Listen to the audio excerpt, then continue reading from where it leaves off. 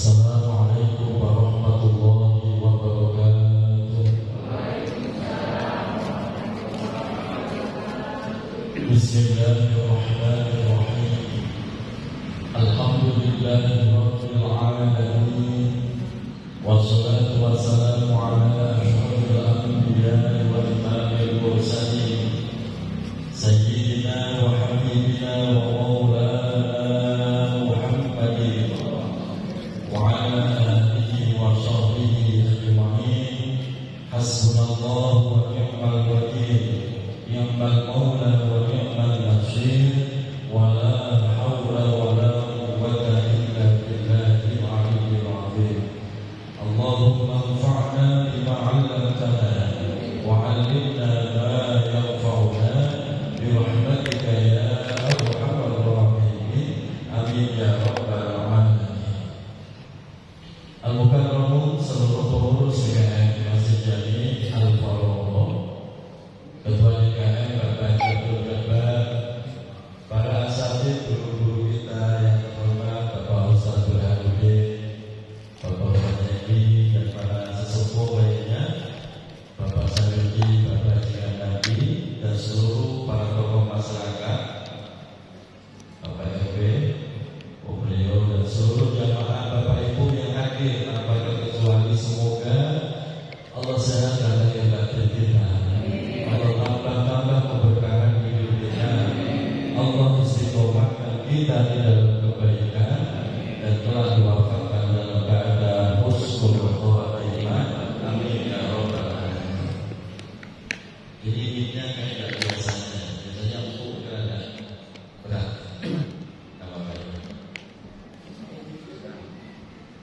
Biasanya lebih bekal.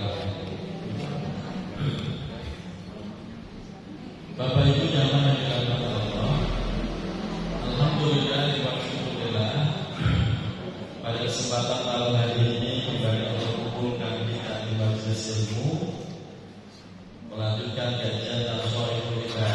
Dan sebelumnya kita bersyukur kepada Allah, malam ini kita sudah memasuki bulan Rabiul Awwal, bulan Maulid. Senang nggak untuk bulan Maulid? Bapak senang? Kenapa senang? Saya secara pribadi nggak tahu kenapa, pokoknya senang aja kalau udah masuk di bulan Maulid. Jadi kita merasa bergembira karena ini merupakan bulan kelahiran baginda Rasul Muhammad Sallallahu Alaihi Wasallam. Jadi rasanya senang. Semoga dengan mahabbah cinta kita kepada Rasulullah, dengan memperbanyak membaca sholawat, menjaga sunnah-sunnahnya, kita semua akan mendapatkan syafaatnya Rasulullah. Amin ya rabbal alamin. Bapak Ibu jamaah yang dirahmati Allah, hadir ke enteng Pak Iran. Tidak perlu nempel ke bibir. Bapak Ibu yang dirahmati Allah, mari kita kembali melanjutkan kajian Tasawwuful Ibadah. Masih pada bab sudasi. Kemarin kita pada makalah yang keempat ya, belum selesai, bahwa di makalah keempat itu Allah menyembunyikan 6 perkara. Salah satunya kemarin kita bahas, Allah menyembunyikan ridhonya di dalam ketaatan, menyembunyikan murkanya di dalam kemaksiatan, menyembunyikan malam Lailatul Qadar di dalam bulan Ramadan, menyembunyikan kekasihnya para wali-wali Allah di antara manusia. Sekarang yang kelima, wa katamal mauta fil umri. Yang kelima, wa katamal mauta, Allah menyembunyikan kematian fil umri, di setiap umur manusia. Siapapun yang merasa berumur, siapapun yang merasa hidup, pasti di dalamnya ada kematian. Allah menyembunyikan di dalam umur, artinya berapapun umur kita, semua layak untuk dimatikan oleh Allah. Semua pantas mendapatkan kematian. bayi baru lahir mati, boleh nggak Bu? Ya boleh, dan banyak ya. Bocah lagi lincah-lincahnya, lagi gesit-gesitnya mati, lagi gagah-gagahnya, kerja lagi bagus-bagusnya, karir lagi di puncak, mati. Ada. Udah tua mati, ini lebih banyak. Memang seharusnya kalau sudah tua ya, seharusnya ya seharusnya. Emang kalau udah tua mau kemana? Ini mohon maaf ya Mas. Artinya kematian itu pantas untuk siapa saja. Dan syarat kematian, sering saya ulang-ulang, syarat kematian tidak harus umur tua, mau kecil, mau muda, semua pantas untuk mati. Syarat kematian juga tidak nunggu sakit. Malah kadang-kadang itu yang sehat mati duluan, yang sakit tuh yang dirawati nggak mati-mati, yang dirawat malah ada nggak begitu Pak? Yang dirawatin malah mati duluan, yang dirawat. Yang rajin ibadah mati duluan, yang lebih maksiat enggak mati-mati. Ada. Kadang-kadang itu Allah memberikan tontonan kepada kita itu. Kadang saya pikir ya ada lucunya, ada menegangkan juga. Yang lagi rajin-rajinnya ibadah malah mati. Yang mabuk tiap hari, mancing tiap hari, lo gak mati-mati Pak.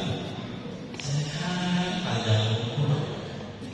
Nah di sini renungan buat kita semua bahwa kita semua pantas untuk mati. Dan mati itu bersifat fujaah. Mati itu bersifat dadakan, tiba-tiba. Walaupun orang itu dikasih sakit, tetap begitu ada kabar kematian, dia rasanya mendadak. Makanya karena mati bisa datang kapan saja, di mana saja, dan dalam kondisi apa saja, maka orang yang cerdas secara keimanannya, dia selalu mempersiapkan diri untuk menjemput apa menunggu kematian. Yang benar menjemput apa menunggu kematian? Menjemput kematian. Kita Pak yang menjemput kematian, bukan kematian yang menjemput kita yang menjemput. Karena setiap orang itu punya ajal, batasan hidup masing-masing, punya masa kontraknya masing-masing. Kita yang terus bergerak menuju batasan itu. Dan kita nggak bisa menghindar. Saya nggak mau bergerak maju mau mundur, ya nggak bisa. Makanya setiap hari bertambahnya waktu, bertambahnya umur, itu berarti bertambah dekat dengan ajal kematian. Semoga kita semua diwafatkan dalam keadaan husnul. Tanda-tanda orang itu mendapatkan rahmat Allah sebelum dimatikan Pak. Yang pertama, Allah kasih sakit orang. Allah kasih sakit. Ibu pengennya mati dadakan apa sakit dulu?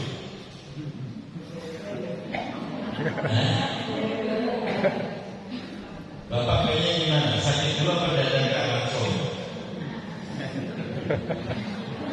Milih aja Pak, sebenarnya bisa. Ada pilihan yang lebih enak kan?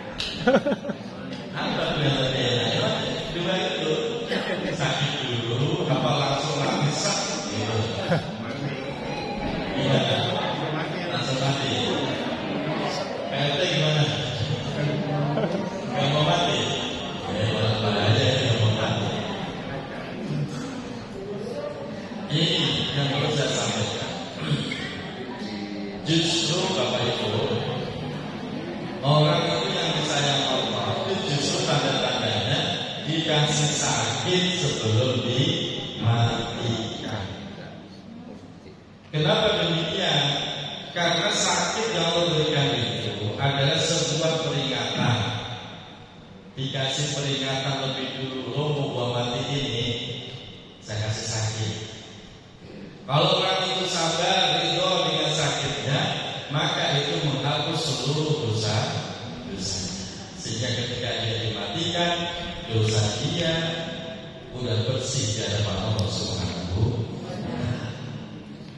Tapi kadang-kadang ada orang ngomong begini, besok kalau saya sudah waktunya pengennya mati nggak pakai sakit, biar nggak repotin keluarga, gitu ya. Iya, kalau perlakukan lagi ibadah, habis sholat terus mati sek, alhamdulillah. Nah kalau pas mancing tuh, lagi dengan padanya, terus mati.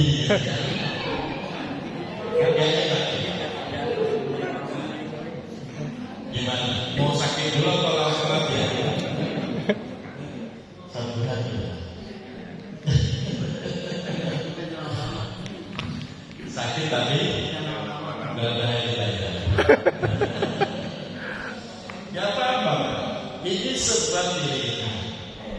Bapak kalau mau pengen berdoa. Jangan begini. Terserah Allah deh. Ya memang semua terserah Allah. Tapi kita diizinkan untuk meminta berdoa. Akhirnya pengennya sakit dulu tapi jangan lama gitu ya. Nah jangan lama-lama ini berapa hari diturutin karena kadar lamanya itu beda-beda. Berarti beda.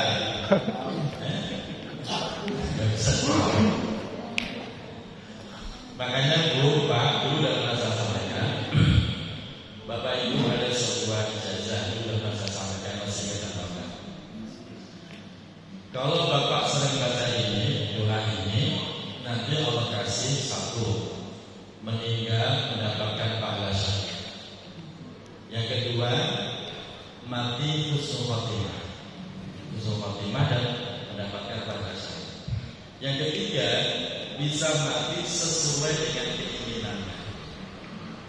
Bu pengennya mati, saya pengen mati pas sholat, umpamanya begitu. Dijawab oleh doanya, Bismillahirrahmanirrahim. Allahumma barik li fil mauti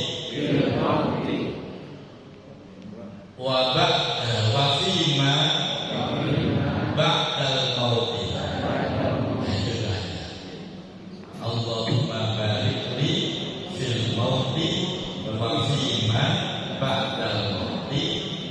Dulu saya sampaikan dibaca 25 kali sehari semalam. Udah ada makan belum? Udah pernah saya sampaikan. Itu dibaca 25 kali sehari semalam. Insya Allah kapan waktu kita dimatikan Allah, satu, mati sesuai rencana, sesuai keinginan kita. Kalau pengen besok dan pengen mati pas tahajud, insya Allah dijaga. Kedua, dijamin husnul khotimah. Ketiga, mendapatkan pahala mati syahid. Itu yang makan 25 kali. Allahumma barik li fil mauti wa fima ba'dal mauti.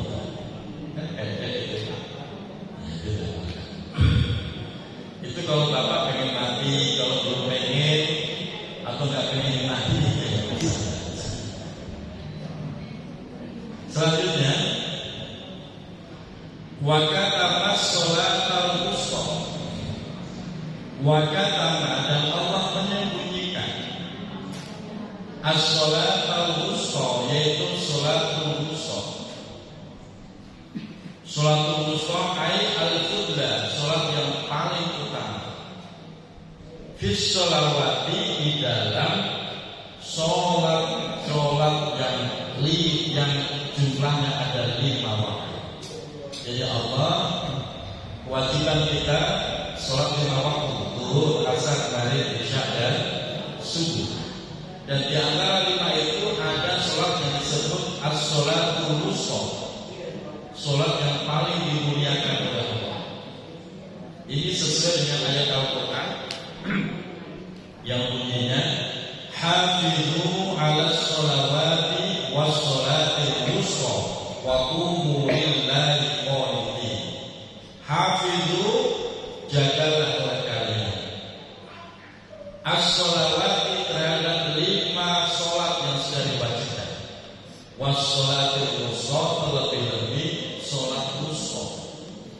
Nah itu dirahasiakan oleh Allah. Walaupun beberapa ulama ada yang berpendapat sholat wusta adalah sholat asar. Ada yang berpendapat begitu Pak. Sholat wusta adalah sholat asar. Ada yang berpendapat sholat wusta adalah sholat subuh. Nah ini ada perbedaan pendapat. Nah kalau menurut saya paling enak gak usah dibeda-bedain, kerjain saja 5. Begitu Pak ya. Kerjain saja 5. Kalau bisa pas asar perjuangkan, misal berjamaah, subuh bisa berjamaah, usahakan. Kalau nggak bisa 5 waktu berjamaah, paling tidak asar sama subuh perjuangkan sholat berjamaah. Karena di antara dua sholat itulah ulama berpendapat itulah sholat usul. Termasuk terangkan dalam tafsir Jalalain itu belum menyatakan sholat usul adalah sholat asar. Tapi dalam keterangan yang kita lain, sholat usul adalah sholat subuh. Nah, disinilah kita kerja dua-duanya, 5-5-nya kita kerja. Kenapa harus sholat? Begini Bapak Ibu, sholat itu semuanya baik-baik kewajiban. Namun kenapa jumlahnya menjadi beda-beda? Jumlahnya beda-beda dari 4, 3, dan 2. Ternyata jumlah ini itu memberikan makna filosofi kepada kita semua. Sholat subuh contohnya 2 rakaat. Kenapa nggak dibikin 4? Ya, jangankan 4, 2 aja pada bolong. 2 saja yang ringan itu pada kesiangan, pada bolong. Bagaimana kalau 4? Namun ternyata dari 2 rakaat itu, sholat subuh contohnya Pak, itu mempunyai keistimewaan tersendiri, yaitu sholat yang disaksikan oleh 2 shift malaikat, penjaga malam dan penjaga siang. Itu sholat subuh Pak. Innahu kana masyhuda. Itu sholat yang dipersaksikan oleh 2 shift malaikat penjaga malam dan penjaga siang. Nanti ada lagi zuhur. Zuhur kenapa ditaruh di tengah bolong, tengah siang, tengah hari? Karena di situ ternyata Allah Subhanahu wa taala dalam sebuah keterangan riwayatnya, di situ Allah justru membuka pintu langit. Siapa yang zuhurnya serius, dia berdoa dengan serius, maka qobliyahnya itu disunahkan 4 rakaat. Bapak bisa berapa rakaat qobliyah zuhur? 2. Keseringan kalau enggak kan? Nah ini 4 kalau bisa. Kalau bisa 4. Memang sunahnya 4 rakaat, 2 rakaat salam, 2 rakaat salam. Itu qobliyah zuhur.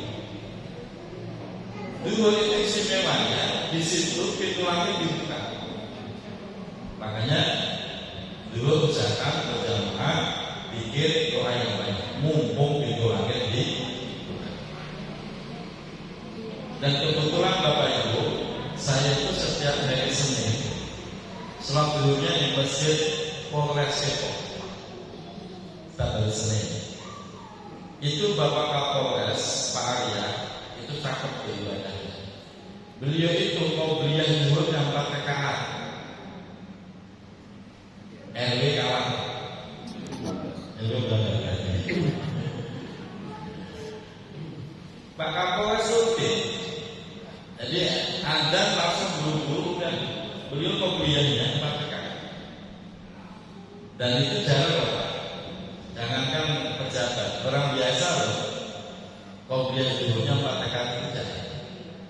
Itu saya mengucapkan menjaga sunnah. Lalu ada lagi asar. Asar ini juga punya keistimewaan tersendiri Pak. Karena di asar inilah Allah mulai menerima catatan amal kita dari pagi sampai petang. Disitulah sholat asar sebagai penutup. Kalau asarnya cakep, maka hitungan sehari dianggap cakep. Kalau asalnya nggak terjaga, amalia sehari itu dianggapnya jelek. Nah, makanya disinilah yang beralasan berpendapat bahwa asal itu salah satu sholat wusta akan dijaga. Maghrib juga begitu. Maghrib pembuka malam, mengawali malam. Kalau awalnya bagus, biasanya kesononya juga bagus. Nanti ketemu Isya itu bagusnya jangan ada malam bagusnya. Nah, cuma kalau ini dibikin malam malah ada yang jamaah kan, dan sesuai waktu aja. Isya itu waktu yang benar-benar menghantar tidur, menghantar istirahat. Bapak ibu belum sholat isya kok tidur, gak bakal nyenyak tidur. Betul? Gelisah. Malam mimpi buruk, iya. Tapi kalau kita sholat isya dulu ya, udah beres semua nih, kita sholat beres semua, udah mau tidur silahkan. Itu kualitas tidurnya jauh lebih bagus. Karena isya itu salah satunya menghantar tidur untuk menemukan kedamaian di dalam tidur. Dan tidur ini penting. Sehingga nanti kalau isyanya bagus, biasanya bisa bangun untuk tahajud. Gampang tahajudnya enggak. Kalau isyanya bagus, kalau isyanya asal-asalan nih, nggak berjamaah, udah buru-buru bisa, buru-buru nggak berjamaah, gitu ya, ngasal. Itu biasanya walaupun kebangun tengah malam susah untuk tahajud. Ini semua berkaitan. Makanya jagalah sholat lima waktu, terlebih-lebih sholatul wusta. Baik, selesai makalah yang keempat tentang perkara yang disembunyikan oleh Allah Subhanahu wa Ta'ala. Masuk pada makalah yang kelima. Bismillahirrahmanirrahim. Wal maqalatul khamisatu, maqalah ucapan nasihat yang kelima. Qala telah menyampaikan, yaitu Utsman radhiyallahu anhu, yaitu Sayyidina Utsman, sahabat sekaligus menantu Rasulullah sallallahu alaihi wasallam, menyampaikan nasihat untuk kita semuanya. Apa nasihatnya? Innal mu'mina fi sittati anwa'in minal khawf. Innal mu'min, sesungguhnya orang mukmin, fi sittati anwa'in minal khawf, selalu berada pada 6 macam ketakutan. Selalu berada pada 6 macam ketakutan. Apa aja itu 6 macam itu? Yang pertama, ahaduha, yang pertama, min kibarillah, yaitu ketakutan di hadapan Allah. Apa yang ditakutkan di hadapan Allah? Ayyahuda minhu al-iman. Takut kalau Allah mencabut iman dari diri seorang mukmin. Ini yang kita takutkan.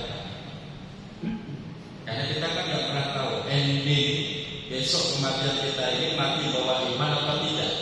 Itu masih rahasia Bapak Ibu. Kita hanya bisa berusaha, berdoa dan memantaskan diri kepada Allah, pantas untuk dimatikan husnul khotimah, bawa iman dan Islam. Tapi itu semua masih menjadi rahasia. Dan ini yang kita khawatirkan. Makanya kenapa kita selalu berdoa. Allahumma inna nas'aluka salamatan wa rahmatan indal maut wa maghfiratan ba'da maut. Saya catat biar tetap ke poinnya. Kita butuh rahmat Allah ketika mau mati. Rahmat Allah itu apa? Ditetapkan iman dan Islam. Itu penting. Jangan sampai pernah berpikir begini, ya gimana aja Allah aja. Kita berdoa, makanya sering kita berdoa, ya muqallibal qulub, tsabbit qalbi ala dinik. ilmika wa ma'rifatik. Kita juga sering berdoa, Rabbana la tuzigh qulubana ba'da idh hadaytana. Ya Allah, jangan kau cabut hidayah yang pernah kau tanamkan dalam hati. Itu semua adalah bagian dari doa agar kita tetap nanti dimatikan dalam keadaan iman. Sebab kalau kata kita matikan bawa iman, semua menjadi sia-sia. Sholat kita, puasa kita, ibadah kita, semuanya menjadi sia-sia kalau sampai kita mati gak dapat iman. Makanya ini yang doa yang jangan pernah Bapak tinggal, agar ditetapkan iman Islam kita, diwafatkan husnul khotimah. Makanya setiap khotimah itu nggak saya tinggal, selalu khotimah saya nggak saya ubah. Semoga diistiqomahkan dalam kebaikan dan kelak diwafatkan dalam keadaan itu penting. Jangan sampai kita mati subuh, jangan sampai kita mati tidak bawa iman. Makanya kita terus berdoa memantaskan diri. Dan pesan Al-Quran, wala tamutunna illa wa antum muslimun. Jangan sekali-kali kalian mati illa wa antum muslimun, kecuali dalam keadaan muslim, beriman. Jangan. Nah, kita tidak pernah tahu besok kita matinya bagaimana. Kita hanya bisa berdoa, berusaha memantaskan diri di hadapan. Karena banyak Pak begitu Pak. Bagaimana orang yang tadinya kelihatannya tekun beribadah, ternyata di penghujung hidupnya dia keluar dari keimanan. Nauzubillah. Dan kasus sebaliknya, yang kelihatannya tadinya nakal, maksiat mulu, loh di penghujung hidupnya ketemu dengan pintu taubat, mati husnul. Jadi semua menjadi rahasia. Dan kita tidak bisa menghakimi seseorang. Wah, itu mah dari neraka, tak boleh kita ngomong begitu. Kita juga nggak boleh, wah ini Al-Fatihah pasti surga semua. Ngomong begitu ya nggak boleh. Kita hanya bisa berharap semoga kita semua menjadi ahli surga. Hanya begitu. Makanya kita takut Pak, dan jangan lupa untuk terus berdoa. Lebih ketika kita mau tidur, itu jangan lupa berdoa. Sebab orang mau tidur itu hakikatnya orang mau mati. Makanya kan begitu doanya. Allahumma bismika. Ya, artinya apa? Ya Allah, dengan namamu aku hidup dan dengan namamu pula aku mati. Artinya namamu itu berarti iman. Kita pengennya begitu. Mati ya iman, hidup juga iman. Itu penting Pak.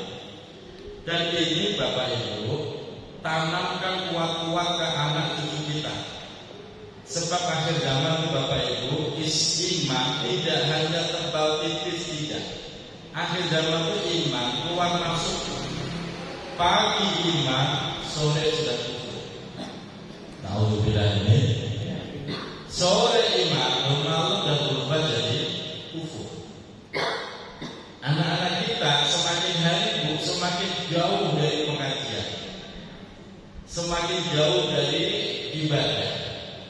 Makanya tantangan terberat buat kita itu bagaimana anak jangan sampai terjauhkan dalam urusan agama.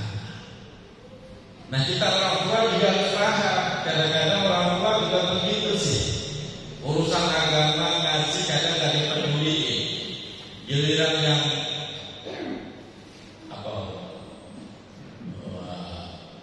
kursus bola, badminton, luar biasa ya, berani bayar mahal.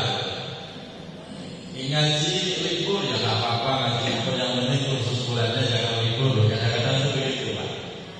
Padahal itu membahayakan. Makanya kita doa ada sebuah doa yang bagus di dalam Al-Quran. Kemarin yang ikut tasmihan Al-Quran sudah saya kumpulkan doa-doa yang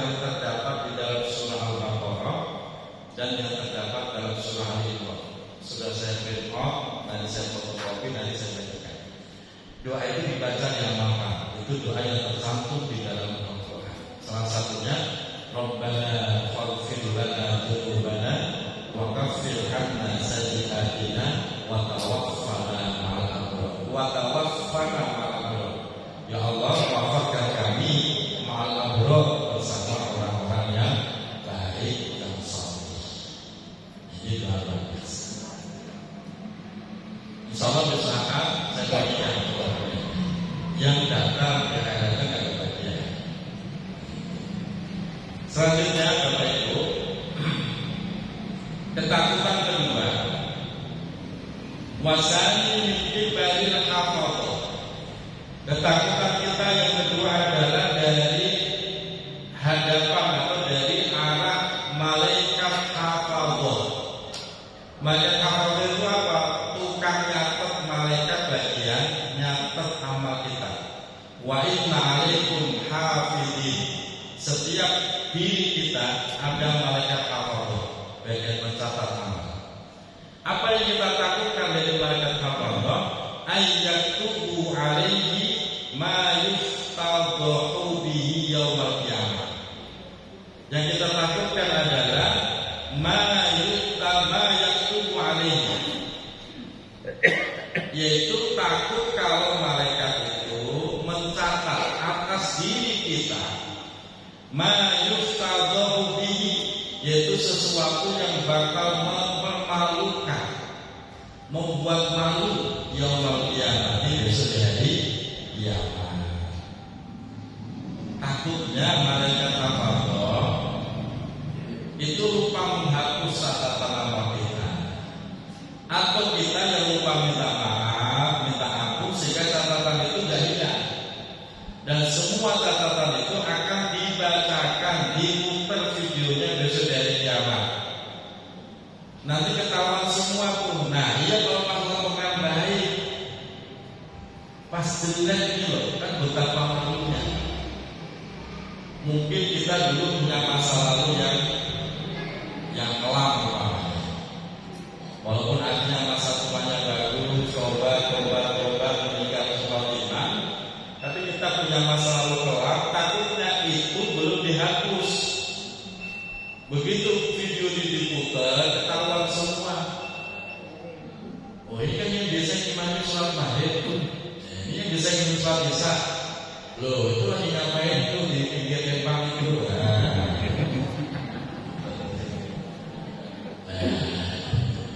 Lalu ada perempuan di sampingnya lah, pakai peluk-pelukan segala itu siapa itu lah? Betapa malunya kita dipertontonkan seperti itu. Alhamdulillah, itu kita takutkan. Nah, makanya kita berdoa istighfar. Salah satu doa yang menghapus semua keburukan kita, biar malaikat hafadh juga nggak lupa. Memang malaikat hafadh bisa lupa, ya bisa kalau lupa ya lupa. Itu baca akhir surah Al-Baqarah dari ayat Rabbana la tu'akhidna in nasina aw akhtana. Terus yang sering kita baca dalam ayat itu Pak, itu baca dalam doa ya, sampai selesai. Rabbana wa la tuhammilna ma la taqata lana bihi wa'fu 'anna waghfir lana warhamna anta maulana wansurna 'alal qaumil. Itu rahasianya Pak. Wa'fu 'anna waghfir lana. Wa'fu 'anna, ya Allah maafkan kami. Waghfir lana, ya Allah ampuni kami. Apa bedanya maafkan dengan ampunan? Beda. Kalau diampuni, dosa kita nggak dibalas, kejahatan kita nggak dibalas Allah, itu diampuni. Tapi catatannya masih ada, rapot nilai merahnya itu masih ada. Itu namanya diampuni. Beda dengan wa'fu anna, dimaafkan. Kalau dimaafkan, kesalahan kita nggak dibalas dan dilupakan oleh Allah, catatannya dihapus oleh Allah, sehingga besok pada pemutaran video tidak muncul lagi itu. Bisa dipahami Bapak Ibu? Ini bedanya wa'fu anna wa ghfir lana.